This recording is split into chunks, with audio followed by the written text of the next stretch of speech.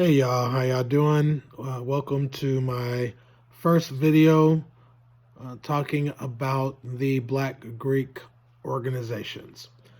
The reason I'm doing this video, and I'll be doing a series of them, is because originally about 25 years ago, probably a little more, which just means I'm old, as you can tell by the gray hair, I wrote a series of essays on the Black Greek organization system.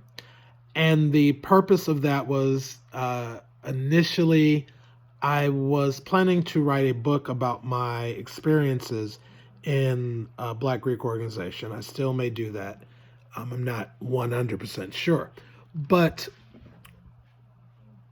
I was seeing a lot of things back then, and this was the early days of the internet.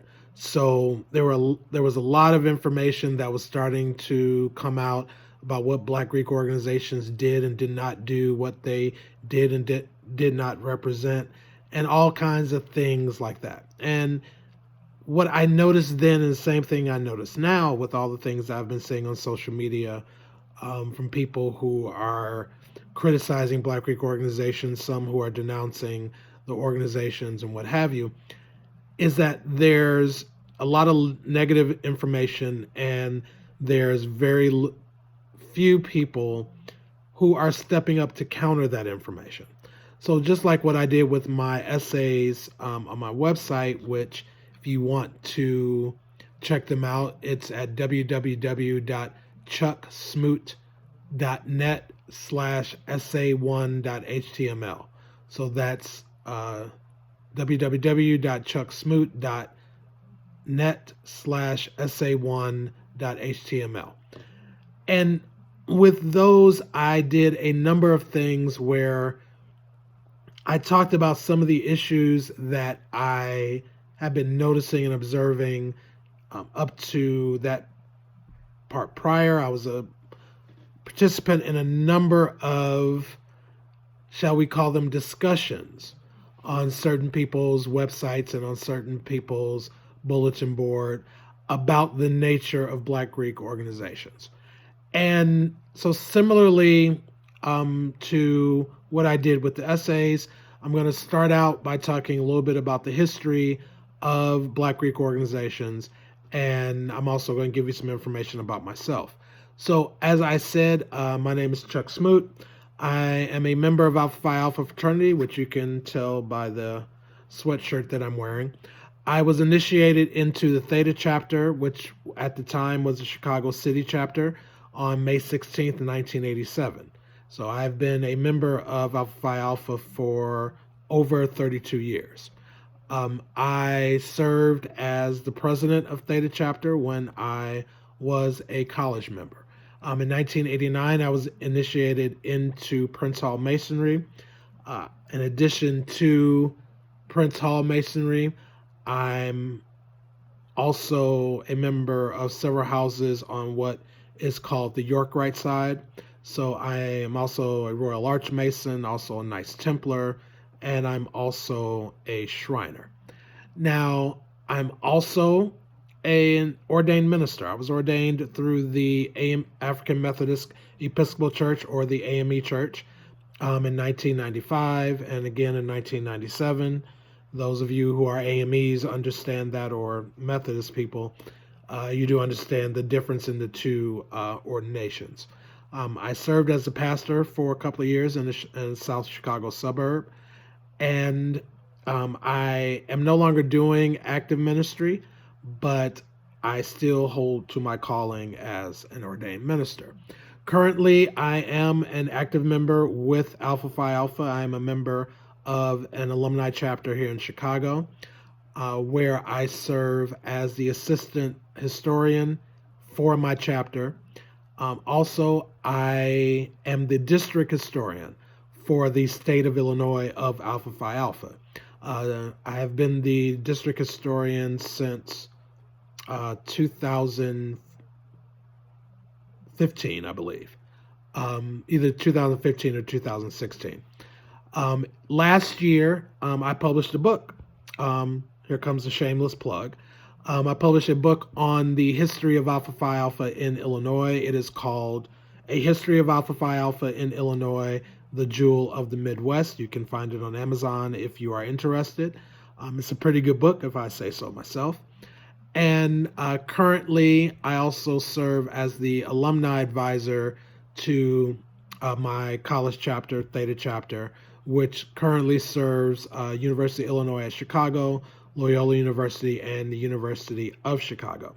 Now, let me be very clear and be very honest. I am not going to pretend that I'm not biased. I am a proud member of Alpha Phi Alpha. I love my frat. I love my chapter. I love the things I do. The fraternity allowed me to realize a long-held dream of being able to write and publish a book. But despite my bias towards the Greek organizations, there's a lot of things that we could do differently, that we could do better, that we need to improve on. And I do not shy away from those issues. I have been outspoken about them before. I will continue to be outspoken about them now. But the reality is, let's talk about the truth of Black Greek organizations, its role in society, both larger society and the Black community as well. One of the things that I've been able to do as a historian, as an amateur historian, both for the district and my alumni chapter and doing research for my college chapter, is I've grown to appreciate better from a historical perspective what the men and women who started our organizations had to go through just to be able to start a fraternity or a sorority.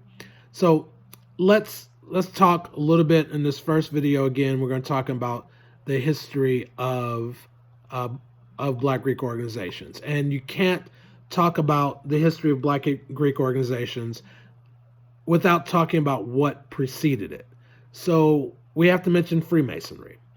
Freemasonry in the early 1700s was on the verge of dying out. It had been around for a few hundred years before that. And in England, there was a meeting, and Masonry or Freemasonry was reborn into the organizations that we see today. Following that, you have Phi Beta Kappa, which was founded in the late 1700s, and it is the first Greek letter organization in the United States.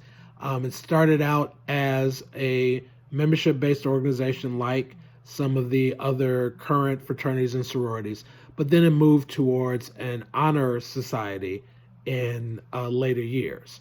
So we have to talk about, we have to acknowledge the presence of Freemasonry and Phi Beta Kappa. Now, one of the things about alphas and that we like to crow about is that we are the first Black Greek organization, which is not entirely true. The reality is, in 1904, there was a fraternity that was founded called Sigma Pi Phi. Some people call it Boule. It was started by 3 men in Philadelphia, Pennsylvania. However, one of the differences, Sigma Pi Phi was not for college students.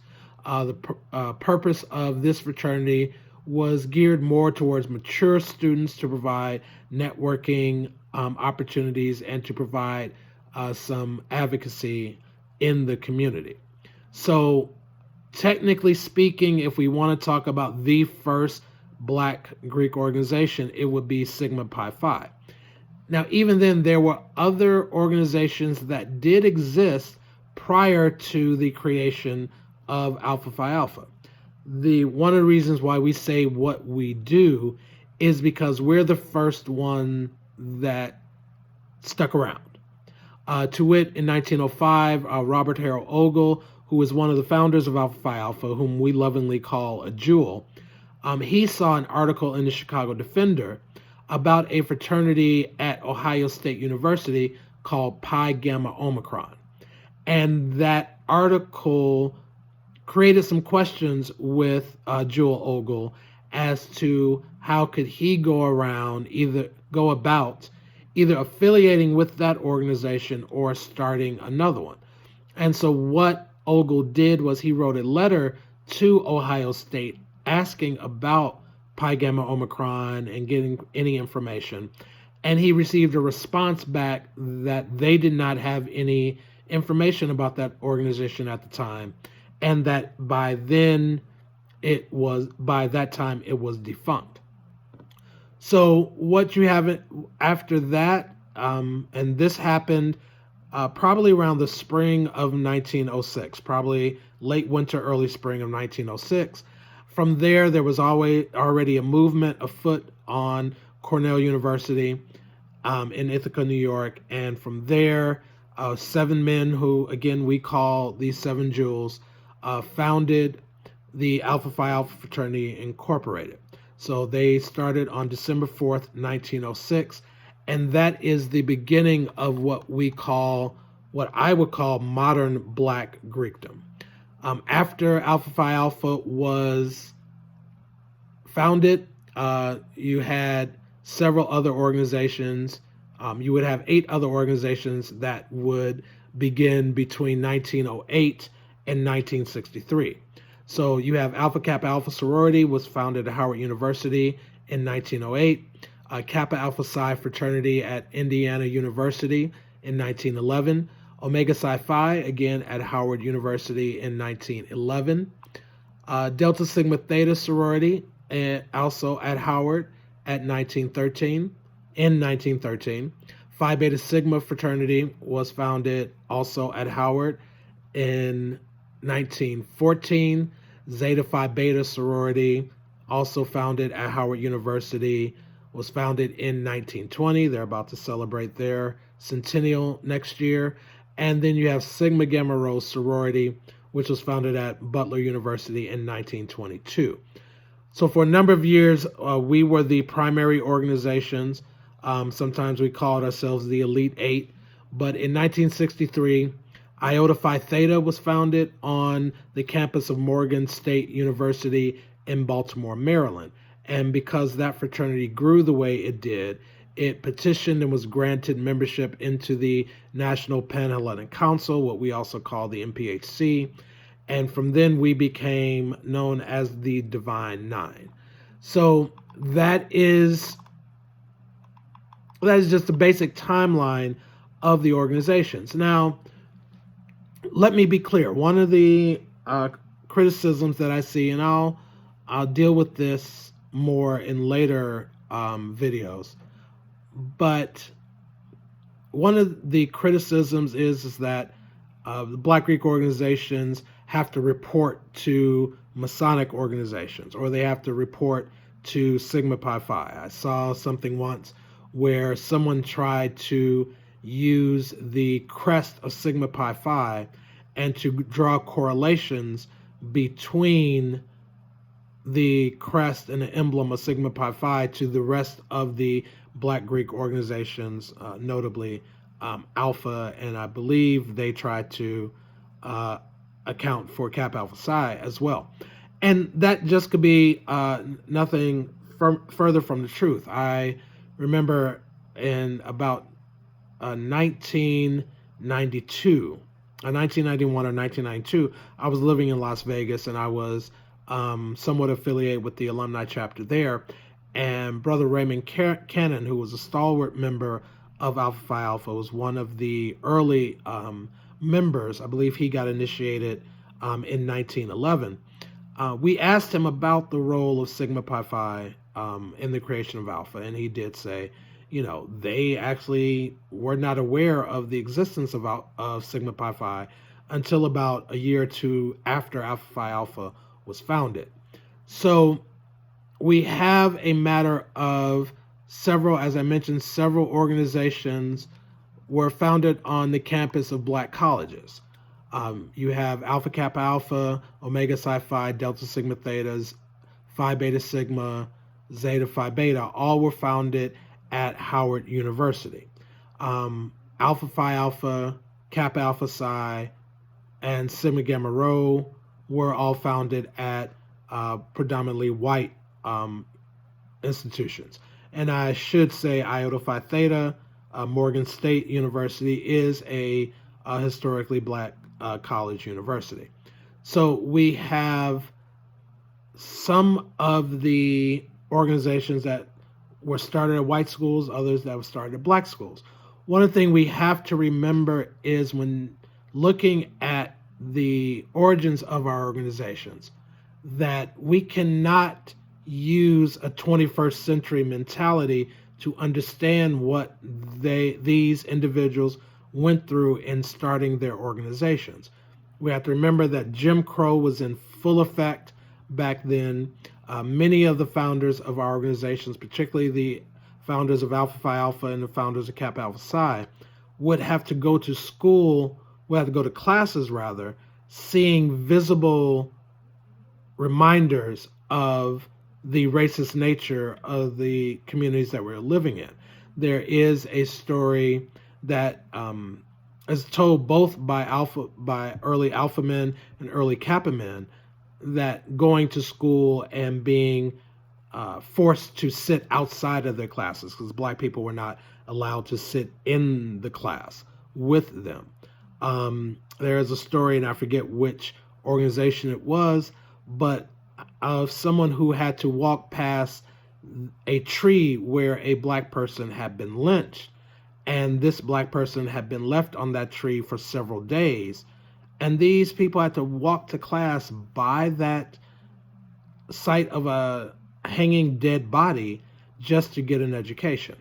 So we have to consider what the climate was at the time of the situations on the college campuses that the founders of our organizations had to go through.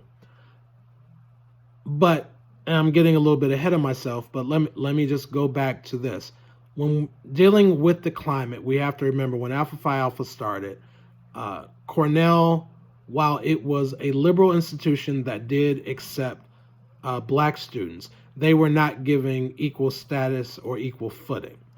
And so the founders of Alpha Alpha had to jump through a lot of hoops. There's a reason why, and I will go into more detail later, but there's a reason why our organizations have Greek letters. However, if you are at all aware of the history of the Greek language, where it originated, how the Greeks came to learn Greek, you understand a little bit more of where our names come from and why we have Greek letters. To put it very bluntly, in 1906 on the campus of an Ivy League university, there's no way a group of black students could have had an organization with African names. But again, we'll deal with that in detail a little later. I'm going a little longer than I had initially intended, but I just want to put this out as a basic primer on what the Black Greek organizations are about. We are profoundly service-oriented organizations. The primary mission of all 9 of our organizations is being of service to the community.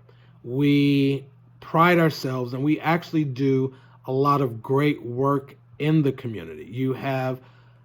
We do a number of mentoring programs. We do advocacy. There's support in terms of mentoring young men, young women.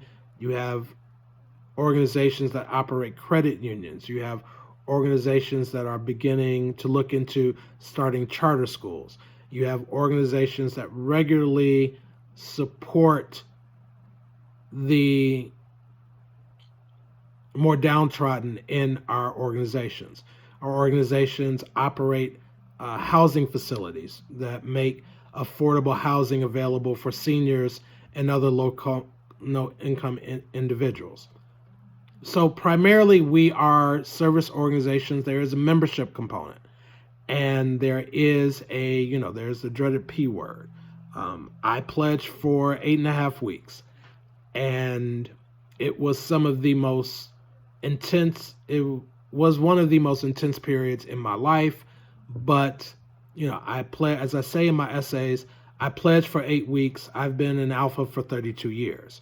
So you can kind of tell just by comparison which has the most impact, my 8 weeks as a pledge or my 32 years as an alpha. So last thing that I want to bring up is, one thing about people say that the Black Greek organizations were secret organizations. And I remember dating someone when I was back in college who used to try to get me to reveal to them the quote unquote secrets of Alpha Phi Alpha. What did the name mean? What about our handshake, and how can we tell other people are alphas and all that stuff? The reality is I learned this when in my involvement in Masonry. A very wise brother who has since passed on once said to me that anything that is written down on paper is no longer a secret. Our rituals, our policies and procedures, the way we operate, all of that stuff is written down. And given the fact that I'm sitting and posting a video to YouTube wearing letters saying Alpha Phi Alpha, should state that we are not a secret organization. We are an organization that has some secrets. But what we are is are organizations that are, at the end of the day, developed to uplift society. I will admit, we don't always do it the way we should, but that is the intention. So the next few videos are going to deal with more specific information. I'm gonna talk about the role, the compatibility between BGLOs and the Christian church, or even the Muslim church, if you wish. We'll talk a little bit about the relationship between Freemasonry and Sigma Pi Phi, which gets a lot of information. We'll talk about the hazing thing, because that is a significant issue that many people are, and rightly so, should be concerned about. So I'm going to deal with a lot of these informations. This is my first video. Sorry for it being rough. Hopefully, as time goes on, I'm going to get better. But I'm going to leave you with this. I want to thank you for tuning in and watching. Please feel free to send me any comments. You can send any comments to C.E. Smoot. That's C.E. Smoot, S-M-O-O-T, 1906. No, C.E. Smoot 06 at gmail.com. Sorry, I almost forgot my own email address. So you can find me, CESmoot06 at gmail.com. You can find me on Twitter as The Rebel Deuce. So leave me a message, shoot me something if you have questions, you want to make a comment. But the reality is, keep an open mind when you're watching these and responding. I will be as honest as I can, and I will be as intellectually honest as I can. And that's the only way that we can move forward. So until next time, thanks for watching, and we'll see you later.